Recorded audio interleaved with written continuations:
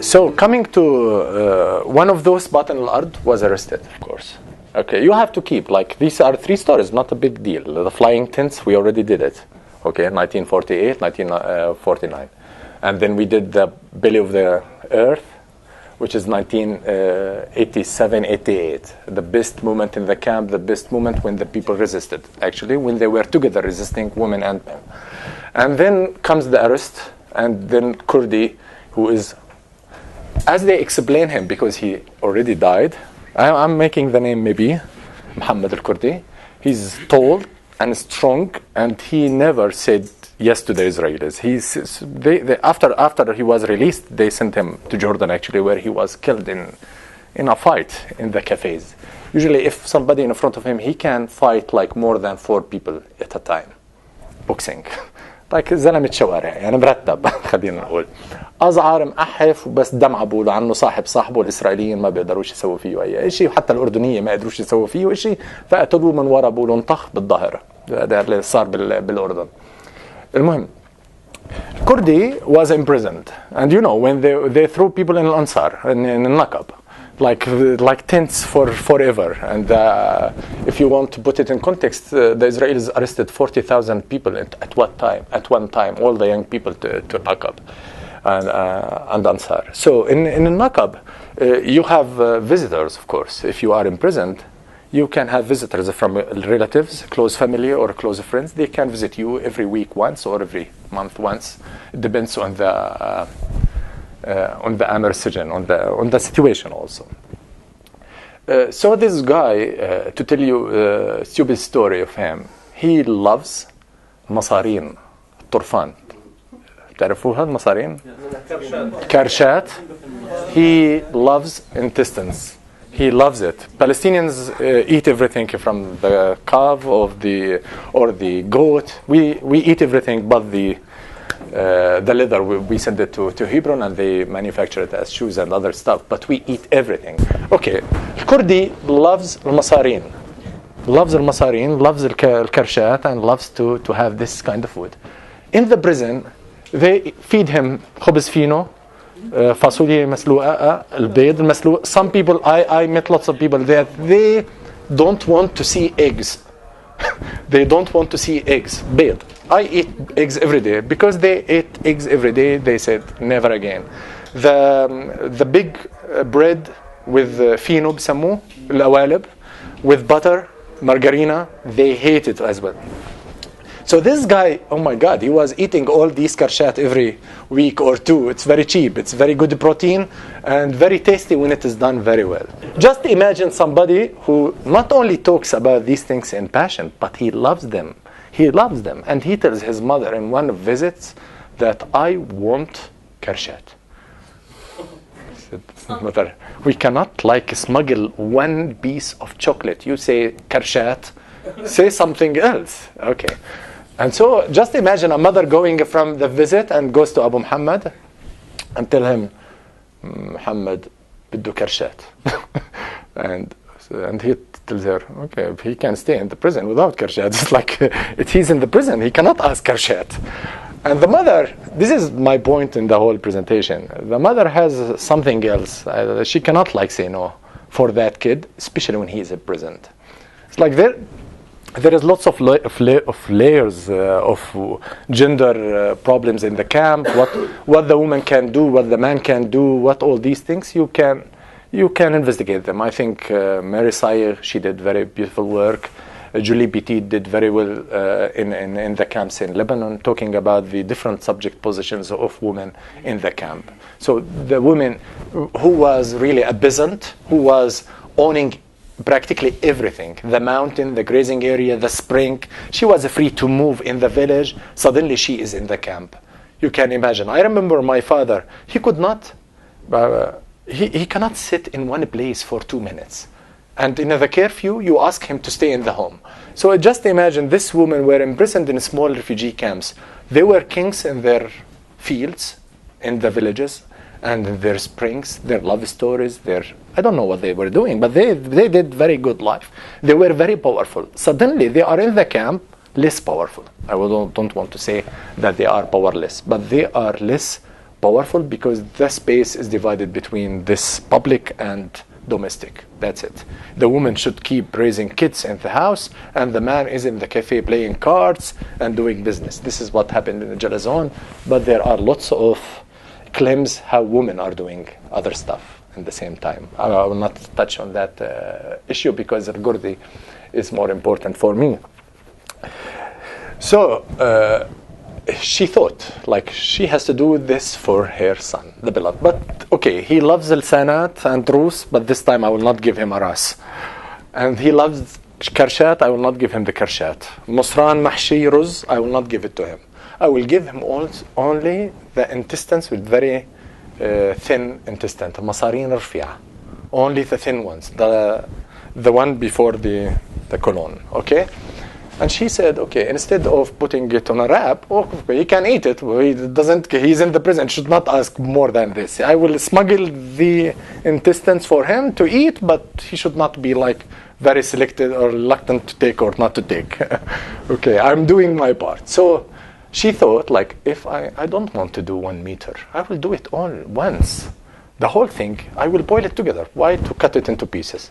And I will go through the detecting machine, metal detector machine, and I will put it here. It's only meat. Nothing will happen. It will not like say, wah, back. And she did it. She boiled all the thing, 12 meters or so, and put it near her stomach with a plastic container. And she went through the metal detector. Nothing happened. Successful mission until the moment. So in the prison, there are the fora. When you have this, the visit, or not the fora, the visit, you have a wall between people who are visiting and people who are getting visited.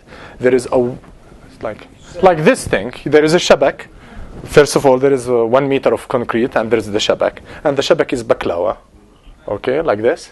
You cannot send anything from this. Only you can send capsules and some chocolate if you want. The capsules are important in this story because I remember getting one, and these capsules could be for no resistant purposes. Sometimes people send things to their friends, like, I'm doing fine, I'm in the prison, and he might have been practicing how to do a capsule.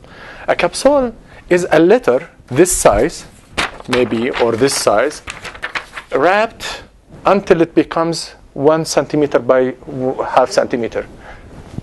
This is a good way. So, how you get it out, and what you either take this information, it's a capsule of information, it's like virus, by the way. You take it out, you throw it to your sister or your wife or your mother or your father and tell him, get it out for somebody. And you will tell him the name and he will get it. It could be an information about resistance, about a spy in the prison, that there is something wrong about this guy. Let's deal with it. What's going on? Shall we kill him now or spare him, for instance?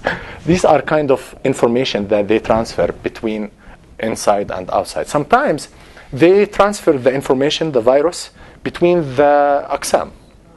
So in this case, they swallow it.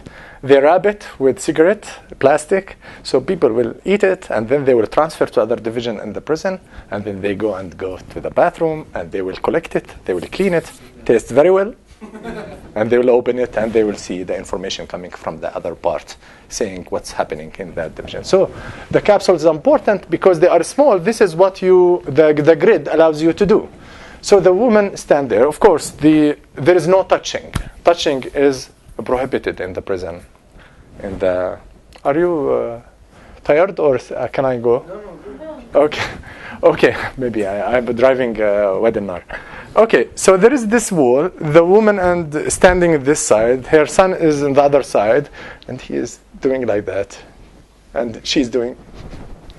I did it. So what is this? And they have the door behind them, and those people also have a door behind them. They entered, and there is a soldier also has to say every time somebody touches everybody, like they are making sex. Come on, don't touch fingers even. Don't touch like mouth or something. You saw some maybe documentaries about these things. So don't touch. This is the thing.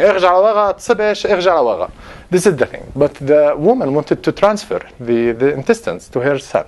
And all of you, I bet, saw Tom and Jerry. Did you see Tom and Jerry? How they do the spaghetti? Yeah? Tom and Jerry? Yeah? So what she did, okay, just like that. And she took it and put it through the grid. And that guy,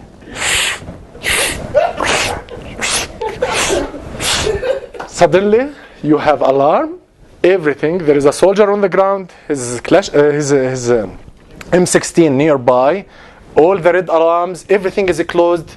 Visitors are taken to one room. The visited guys, the prisoners, going to other room, and the Amir Sijin, the commander in the prison, was, what has happened to this guy? Sent him to the clinic, of course, to make him alive. What happened? Who kicked him? But how? Somebody kicked him, did not kill him. Why? The M16 is still there. What's happening? So the whole thing is, what happens to this guy? Nobody kicked him, but he's dead. Almost, okay? So until they are trying to wake him, he wakes up and then he collapses again. We are talking about the soldier now.